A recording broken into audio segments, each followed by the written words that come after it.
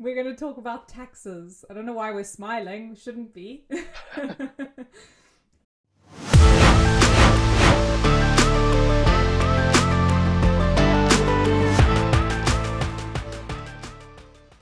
So, taxes. In our Why last why are we podcast, talking about in taxes? our last podcast, we kind of got into a little bit of a debate about it and realized that it was much bigger than what were we talking about the last time. Actually, was that Steve Jobs? So we were talking about the creatives, the artistics, and the the intellectuals and the Mm, people who move the world forward, progress the world forward. And somehow we got onto the topic of taxes and started talking about that and realized that that needs to be a podcast on its own. Um, yeah. so, do you want to maybe give a bit of context of the Dominic Frisby Well, approach to yeah. taxes and Well, as I mentioned, I read this book and I learned quite a lot from that in terms of the history of taxes, etc. Um, and kind of like the book, I would say, is two parts to it. The one is more the historical context about the different type of taxes, how far we go back, how far back in the history taxes, uh, a lot of it kind of around the British tax system, etc., and then more current day taxes, and then in the second or towards the end of the book, he actually has some ideas or concepts where he talks about the future of taxes and what he believes yeah. are a fairer way of taxing individuals. Because I think it's inevitable we're not going to get away from taxes. Yo, that was my Although, question last week is who then pays for things that are public?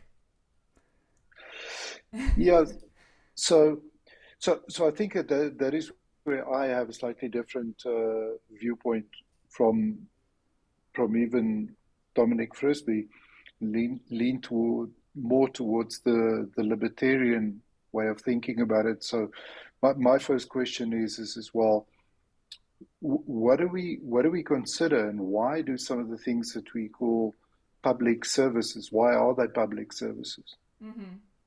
So so why is the government involved in healthcare and education anyway? Yeah. And then you can kind of take that further in terms of um, uh, roads and infrastructure, etc. Why are those things not privatized anyway? So, because often we say, well, somebody must pay for these public services Yeah. and the public servants, because obviously, yeah. So if you go back in history, when um, monarchies more or less ruled the world, the monarch was responsible for those services. Well, where did the monarch get the income to pay for that? Mm-hmm. And invariably, there was some form of taxation involved.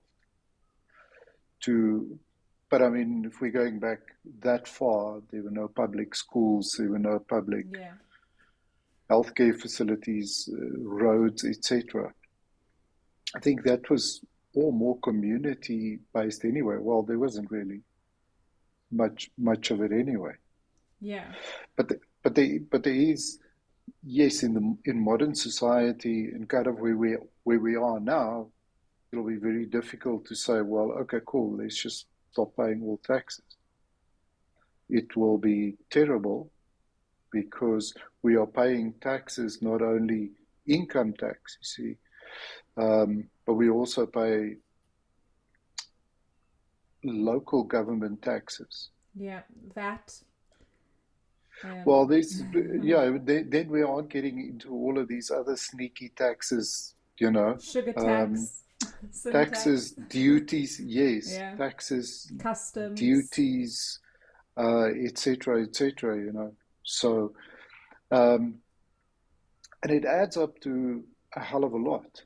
Yeah, there was actually a pie chart in one of the articles I saw about daylight robbery. That's the book by Dominic Frisby, by the way, that we're talking Yeah, about. yeah. Um, there was a pie chart, and I didn't save it because I'm silly, but it showed the percentages of it's like 40% goes to income tax and something else. Obviously, from a British point of view, because that's Dominic wrote it from that Yeah. perspective.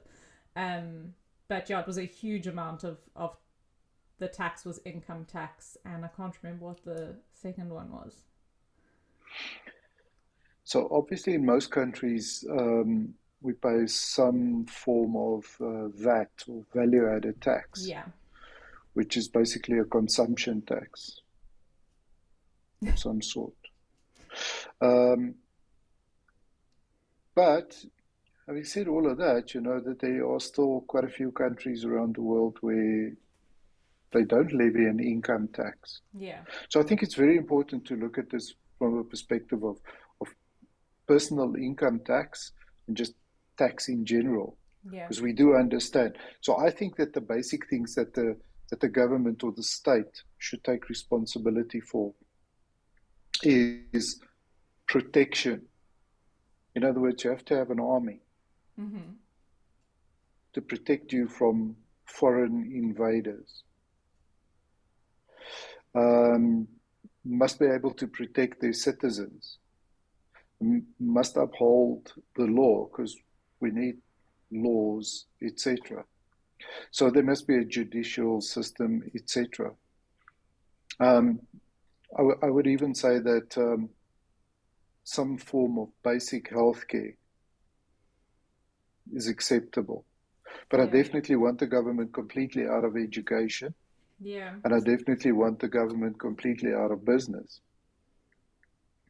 Um, so, is it fair to have duties and levies on certain goods and products? Well, you can make a case for that if you say, I don't know, if you want to use or consume imported goods versus locally produced or manufactured, in then yes, maybe that makes a case because it will help the local economy. yeah, So it's very broad and very complicated. But if you kind of strip it down, I think that unfortunately over time, you know, if every every election almost government grows. You never hear of hmm. public servants, the number of public servants coming down. Yeah, So despite all the advances in technology, etc., governments have just grown bigger and bigger and bigger. Um, and that's an enormous problem. The so I don't know what the figures are for other countries, but I recently heard somewhere that the US Department of Defense employs 3.2 million people. wow, Which is, yeah. So you can imagine, I mean, just in terms of salaries. Now, if you think about the efficiency of most of these government departments, um, have you uh, have you ever heard of somebody not complaining about um, any government department that they had to deal with or felt that they were, and I know that's probably an unfair statement to make, um, but we do know, for example, that the, the National Health Service in the UK is in absolute shambles. shambles. Yeah, Um, and I think the same can be said for the national or the public health in Canada. I think it suffers from similar kind of problems yeah. to what the NHS is suffering from. You're Now, not going to touch on the public health in South Africa. what public health? It's non-existent. Yeah. It is, yeah. So obviously from a South African context, we the the level of service has dropped dramatically Mm.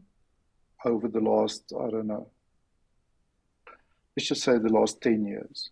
Yeah. I believe The it's also an inefficiency, infrastructure problem though, because sometimes because people have to do community service, so you get quite good quality staff, because they have to do ComServe for a couple of years after they graduate, correct, but that they don't have the tools and the facilities and the beds and the machines and all the other things that they need to actually perform their job properly. absolutely.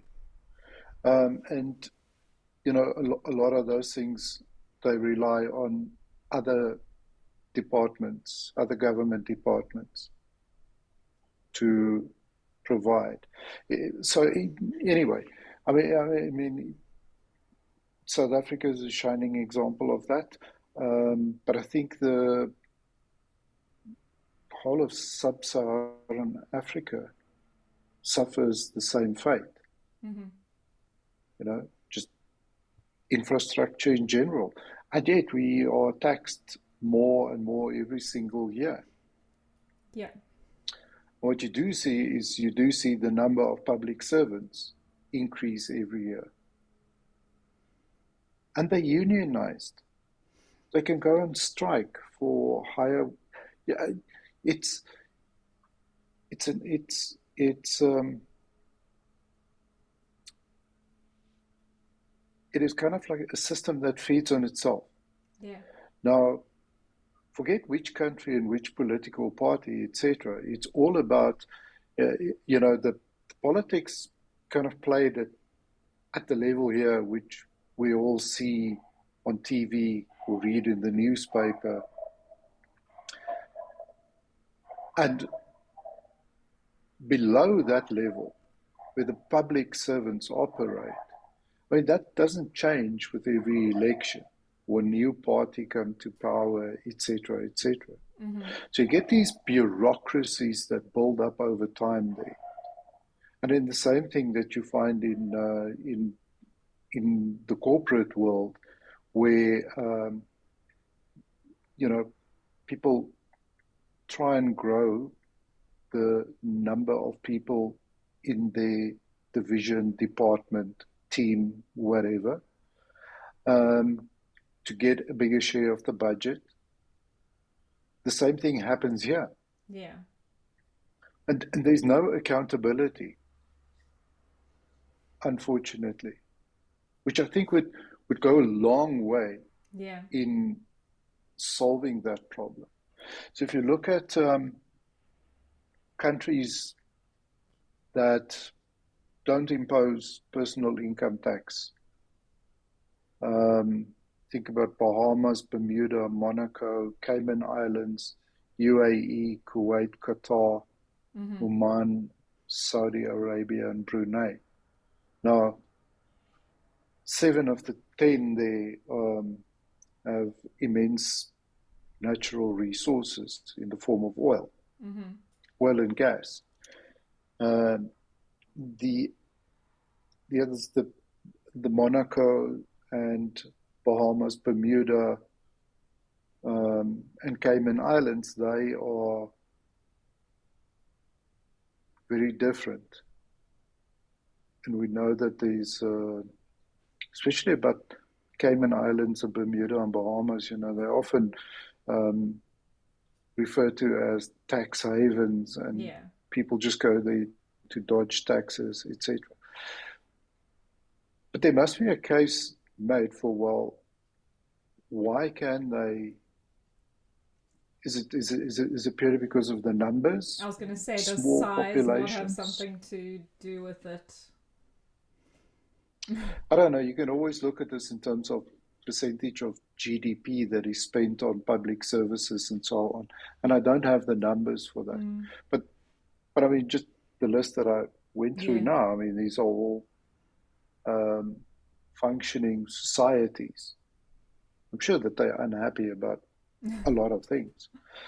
And then the flip side of that is which are the countries with the highest personal income tax? The Uh, Scandinavias, aren't they? Sweden, Yeah. Finland, Denmark, Japan, Austria, Belgium, and the Netherlands. So the United Kingdom can't be far off. I feel like I pay a huge income tax. Well, the Netherlands come in at number 7 on that list with 52%. Okay. Sweden is at the top of that list with 57 point. So these are the top marginal tax rates. Because it is obviously on a scale. The higher you earn, the higher percentage you pay. Mm, Yeah. mm. What do you think about that?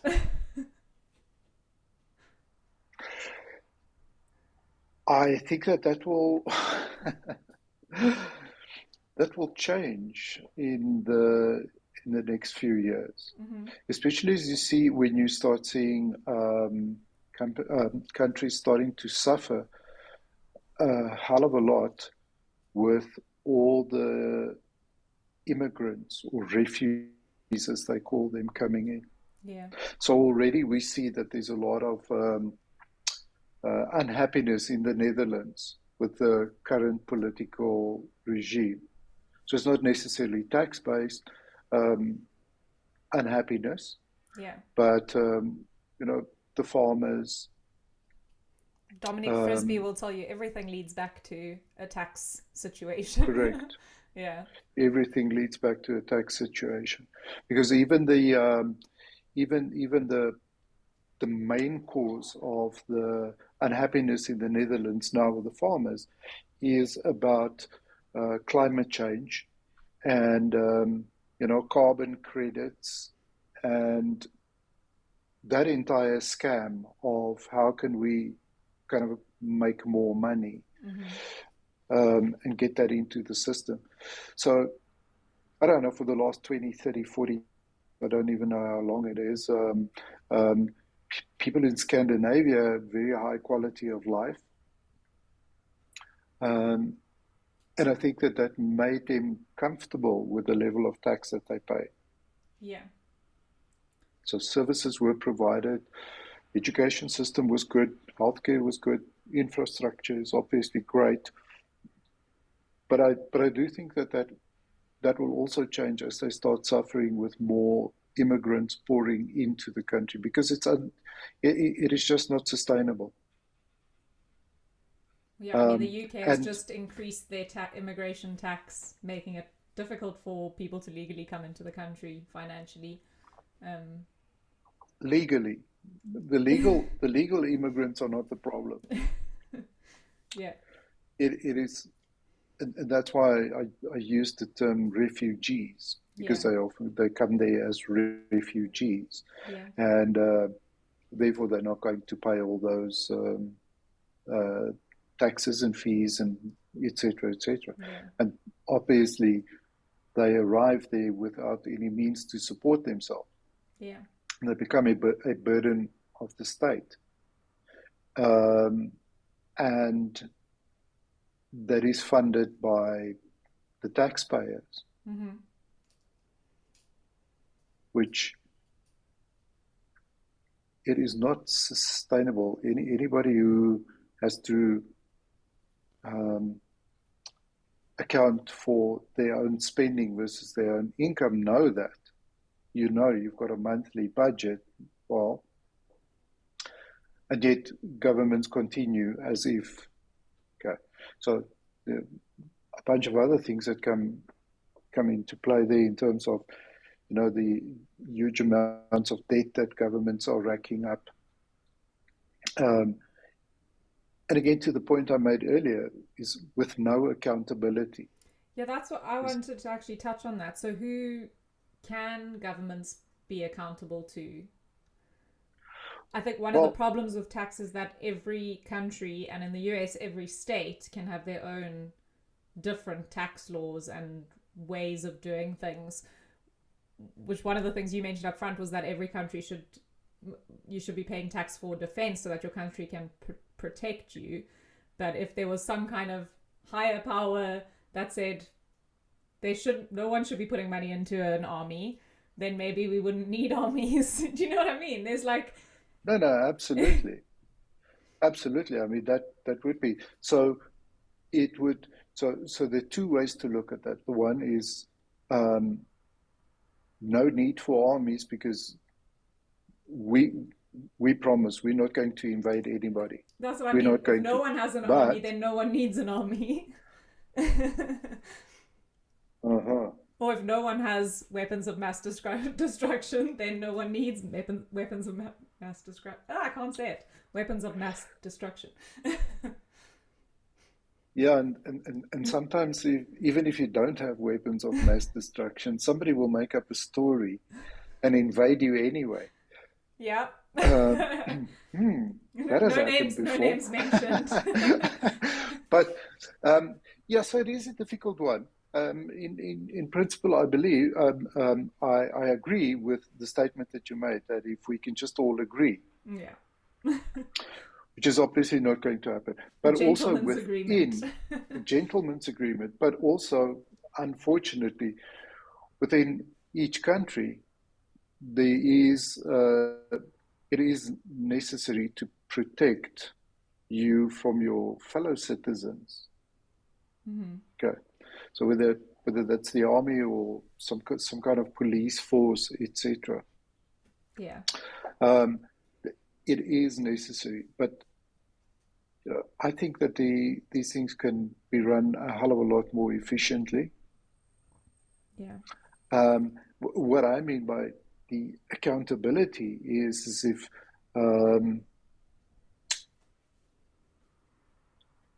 if a government department is given a budget with clear objectives of what we're Mm-hmm. going to do with this, and then a year later you say, "Well, what did you do?" I mean, just recently the U.S. Department of Defense made a what was it a $2.3 billion accounting error. Um, anyway, and there's Yeah. absolutely nothing is being done about that. Um, again, yeah, in South Africa, I don't think that even on local government level, so the municipalities, there are hardly any of them that get a Yeah. clean audit. I used to work in fixed asset management for governments and municipalities, and it was always a surprise if they reconciled their books. It was like, wow, celebration, this municipality Correct, actually reconciled their books correctly. correct. So, I think personally, I think that if there was a system in which you know there is the this there's proper accountability, then it would make for more efficient spending of taxes, and therefore eventually we can get taxes lowered. Because the purpose of the country is not to make a profit. No. The accountability, this is also kind of some of the problems that I have with democracy as it is at the moment is we elect our leaders. Okay. And depending on where you are, you either vote for a person or you actually just vote for a party. Mm-hmm. And once you've cast your vote for that party, well, then they go and do as they please with Yeah. absolutely no repercussions until the next election Mm-hmm. or until there's a revolution which nobody wants to have to go to those lengths to Yeah. just get some accountability. And that's why I'm a strong believer in there's a hell of a lot more that should be privatized Mm-hmm. because the free market system takes care of that. Yeah. You either succeed or you fail. And if you fail, or somebody else comes in and says, hey, I can do that better and I can do it more Yeah. cost effectively, and it's better for everybody. We have choice, etc., etc. I saw something the other day about prisons in America being privatized and why that's a problem, Mm, because so prisons specifically, that them being privatized is not a good idea because they exist to make a profit, and if the way you make a profit is by creating more bad correct. people, Inmates, yeah. yeah, then there's something wrong because you're encouraging criminal behavior basically. It's not just in America. I think that there are quite a lot of countries where prisons have been privatized. Yeah. Uh, in South Africa, actually, contract is with a UK company. Okay. Because that's one of the Uh, things that I wanted to ask is what should be privatized and what should be nationalized. Because I was recently in Norway and they're all big on everything being nationalized because their government works so effectively and so well, and they feel like they're very comfortable paying their taxes because they get something out of it. I mean, education is completely free from birth till they actually pay you to do a PhD. Um, so I'm just wondering, in your opinion, maybe what things should be privatized and what should be nationalized. well, nothing should be nationalized. So, as I said earlier, defense Mm-hmm. is almost the only one that I can really think of. Um, Education, I definitely don't want them. So, the problem I have with free education, and even a good education, Mm. in the times that we're living now, where um, whoever is in charge of the government dictates the curriculum. Yeah. Okay, so that is problematic. You Yeah. see that happening in in the US predominantly at the Mm-hmm. moment. So um, the reason why I think people are happy and say, well, nationalize, we're happy to pay our taxes because it works, is they don't bother to sit down and do a few calculations and say, well, you know what, we can privatize the I don't know, road infrastructure, and somebody can actually do that for cheaper. Yeah. But So then even who though pays I'll for it? actually pay, so whoever uses the road, so So like toll a roads, toll. like a Okay. like a toll road, yeah, Or people that's who own cars. In this country, you pay road tax every year on your car. The fact that you have a car. yeah. So We all pay that yeah. anyway. Yeah. That's just another form of a tax, but we don't see it as a tax because we're so fixated on income tax. Yeah. Um, so so let's say that some of that can actually be done by the local government. See, you've got town and city planners who decide where Yeah. we are going to, again, unless you in South Africa, wherever we Well, think I we don't think can, my council has got a great reputation either where I live. So you can put up a structure on any piece of land without any infrastructure. So, from a local government point of view, I'm a huge proponent of it has to be organized because of the services um, that are required, um, electricity, sewage, water, refuse, etc., etc. mm-hmm. And I'm happy to pay a tax towards that, Mm-hmm. or we can call it we can call it something else. It doesn't have to be called a tax. In other words, to pay for those Yeah. services. But then when you get to national roads, well, roads that link towns or cities, etc., Mm. I don't know that it has to be something that government is responsible for. Education definitely privatized, healthcare definitely privatized. Mm-hmm. Um, what else do government do? So we agree that defense, yes, there must be something in place for that. Mm-hmm. Um, but if you look at all the different government departments that exist, without actually contributing Yeah. anything to society, it's shocking the number of people that are um, employed. It absolutely doesn't make sense. Yeah. So, look, I know it's a very complicated thing. Income tax, income tax as such, as in the form that we know it, is not that old. Taxing people or getting citizens to pay for certain things, it goes back, I don't know, 3000 BC or whatever. Yeah. The Like Egyptians, there are the records that earliest records of writing have to do with tax or something like that. correct, yes. I think that was in settlers So as well. so so that's always been around.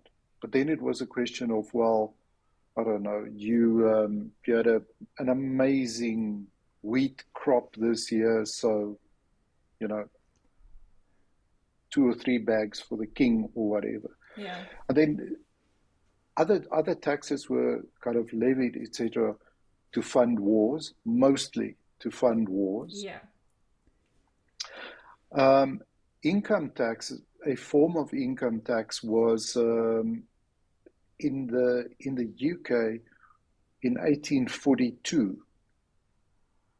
Was the first time, but then they only taxed the wealthy residents, those with incomes over £150.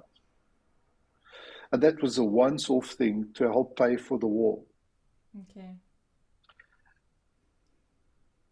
Pay as you earn, personal income tax in the form that we know, is fairly recent. I mean, in South Africa, that was introduced around about 1910, around 1915, around there. I think In the in US, Daylight Library says it's been 1930. 170 years or something, 179 years. Yes, well, not pay, not not pay as you earn in the way that we know it now. Okay. The really clever part was the the pay as you earn that was introduced in 1944 in the UK, where they made it the employer's responsibility Yeah. to take the tax. Because before then it was a question of, at the end of the year or whenever they would levy a tax. And then they stumbled upon this brilliant idea of, well, let's take some of your money before you even get your hands on Yeah. it. And that has obviously revolutionized taxes Mm-hmm. throughout the world. Of all the tax-paying nations, I don't think that there's any that hasn't adopted that principle Yeah. of collecting tax at the source. What scares me or what concerns me quite a bit is that all the talk about CBDCs, um, What are these those? central Okay. bank digital currencies, Okay. which, from a convenience point of view, I'm a huge fan. Um, from a tax point of view, I'm not a fan at all. Be- Simply because, and I think that there's a lot of truth to it. The fact that this will be programmable money, it will be so easy to add a whole bunch of other taxes, and it can be individualized, and you can definitely be shut off very easily and very quickly. And I think that is something that we have to be aware of and guard against, Yeah. because once you kind of reach that tipping point, to come back from that is going to require A revolution. revolutions, Yeah. a revolution, Yeah. um, and a lot of bloodshed, and unnecessary. Most of these things unnecessary, because it's why do you have to resort to something? It's because somebody else is completely obsessed with power, Yeah. and that somebody else is not an individual. It's always more than an individual, in my opinion. It's a group of people. Um, uh, anyway, so that's really my main concern in terms of taxes, other than the fact that it has been um, misallocated. Yeah. Uh, What do you think of Dominic Frisby's solution? I think I haven't read the book, I've just read articles and seen some podcasts of him. So he says to do away with all taxes and replace it with a land tax. it's a very interesting concept. Um, I haven't made an in-depth study of that to see whether Yeah. there are holes that you can poke in it, I'm sure there are. I and mean, so on. there's always going to be holes in any solution that you Correct. look at.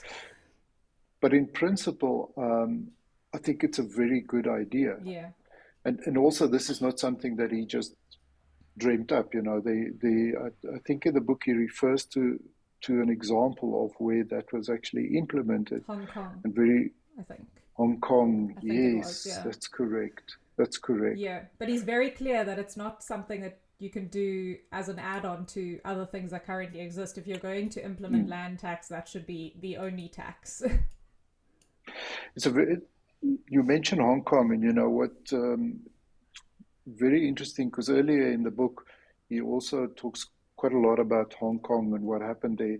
And Hong Kong, such a small piece of land, but such a huge influence. And it was for such a long time, it was looked up to as kind of like a financial hub, et cetera, et cetera. A lot of wealth concentrated there, et cetera. And it was a Scotsman that was responsible for the tax code of Hong Kong, 1946 or something like that. And he had the foresight to say, keep it as simple as possible. I don't know if it's still the case today. Probably not, since China resumed control of Hong Kong in 1999, I think it was. But anyway, the tax code of Hong Kong was 246 pages. The tax code of the UK, I think, is 21,000 pages. Yeah. So anyway, that was also another very interesting thing about Hong Kong, and the principle there was, you know what, make sure that we've got the minimum in place, so that we don't have to spend too much time having to figure out how to comply with it, what I should and shouldn't do, can't and couldn't do, and also to enforce it. Keep it simple for everybody, and encourage business to flourish. Encourage business to grow, create more jobs, employ, create more wealth. That's exactly how it should be done. Sounds very Ayn Rand. 100%. The basic principles, I think, is very much aligned. Yeah. With the message in Atlas Shrugged. Yeah.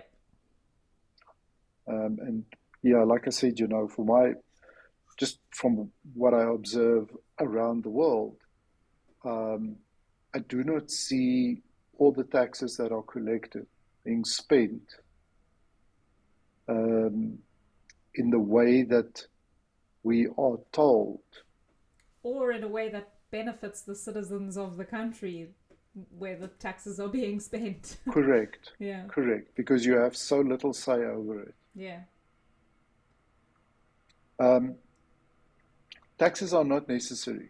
I think we have grown up to just believe, it's one of the, only two things that you can, death and taxes, Yeah. you know. Two things you can Um, count on. Correct. But taxes is nothing other than organized theft. It is confiscation of your belongings. Your earned belongings, I think. Correct. Correct. Yeah. Absolutely. Um, and that's kind of the difference between a robber and the tax man is that the robber will rob you once and then go away. Yeah. Whereas the tax man comes back every month and he's got people with guns backing him Yeah. and they know everything about you, etc., etc. And again, my concern about going forward with some form of digital currency, programmable digital currency, is that we can really start penalizing groups of people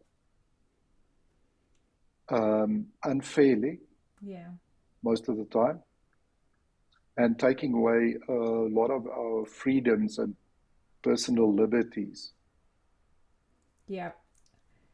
Feel like Atlas Shrugged is a very, very good case for everything we've been talking about. If anyone wanted to kind of understand it a bit better, um, death and taxes. So I mean, I don't think in our lifetime income tax is going to go away. No.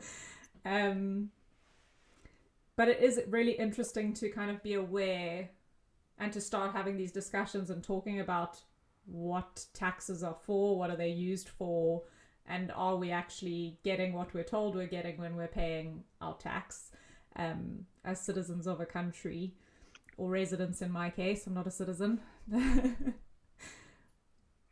Yeah, which puts you in a slightly different place and maybe with a different view of what you expect from a government, etc. Yeah. Because the point I wanted to add to what you were saying there is, I think it's important to have these discussions, and I think it's important for everyone to understand the concept of taxes, the concept of government, um, but then by the same token, also, what is your view on what you are owed Yeah. by the government? So I can't say that I don't want to pay taxes and at the same time say that I expect the government to do X, Y, and Z Yeah. for me.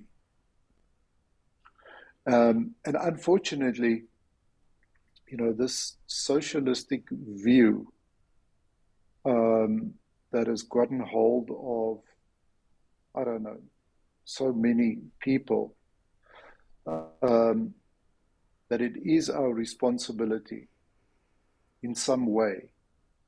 It's easy to say the government should look after the whoever, pick Yeah. your demographic that you want to insert there and so on. But without thinking who's paying for it Mm-hmm. and where that money is coming from. Yeah. So yes, we're not going to abolish. We're not going to get personal income tax to disappear, or any other taxes for that matter. But I think if people are more aware of to what level and what extent they are paying tax, because it's way beyond the 40-50% Yeah. income I tax was that you actually pay. just thinking that as we've been talking when we spoke about road tax and council tax and this other tax, and I've Mm. just been thinking like, wow, I'm actually paying a lot more than I thought I was to the government. Yeah, there's I forget what the website is called, but there's a website that actually tracks that. Oh, I'd love to find Um, that. Yeah. Kind of tells you how much overall tax you pay and so on. And I think for South Africans who are on the top bracket, we are sitting about total tax of somewhere between 60 and 70%. Yeah. I know it's higher than the UK because I'm busy dealing with paying my taxes for both because I've recently Mm, moved, and South Africa issues a levy if they deem that you haven't paid enough tax, even though there's a double taxation agreement between the UK and South Africa. If they decide that based on your earnings you haven't paid enough tax to the UK government, then you have to pay a levy to the South African government, which is mm. interesting. So they've definitely got a higher total tax than the UK. Yeah, but don't you also find it strange that they say that sugar is not healthy for you, and therefore we are now applying a sugar tax. Yeah, Um, I mean, we've all complained for yeah, as long as we drinking age that why do we have to pay tax or such a high tax on beer? mm-hmm. Um, Oh, you know, so actually, beer manufacturers now have to, if their beer is over a certain percentage of alcohol, they have to pay even higher tax. So now a lot of the beer manufacturers you in the see, UK are reducing their alcohol percentage so that they don't have to pay you as high see, tax. it just yeah, is um, it is crazy, and you can imagine now why the tax code consists of 21,000 pages.